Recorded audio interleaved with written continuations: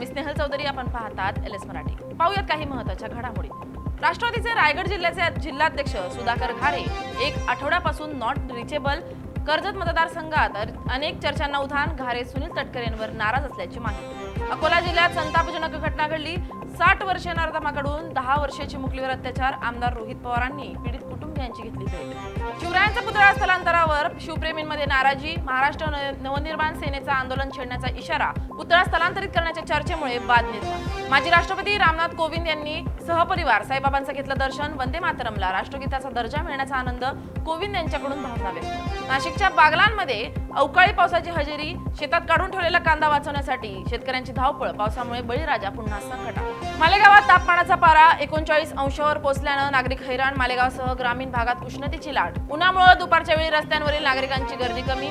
उन्हापासून बचावासाठी नागरिकांची शीतपेयांना पसंती. उल्हासनगरच्या मध्यवर्ती रुग्णालयात मध्यरात्री तोडफोड. रुग्णांचा मृत्यू झाल्यानं नातेवाईकांकडून रुग्णालयात तोडफोड. कर्मचाऱ्यांचं काम बंद आंदोलन. रायगडच्या चिंचवली परिसरात विहिरीत आढळला मानवी सांगाडा. सांगाडा कोणाचा? हत्या की आत्महत्या? पोलिसांकडून पुढील अधिक तपास सुरू. जुन्नरच्या ओतूरमध्ये मारहाण करून जबरी चोरी करणारा पोलिसांच्या अटकेत. आरोपीकडून 15,000चा मुद्देमाल जप्त.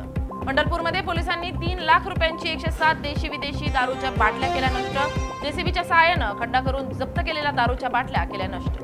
या होत्या काही महत्त्वाच्या घडामोडी. पाहत राहा एलएस मराठी.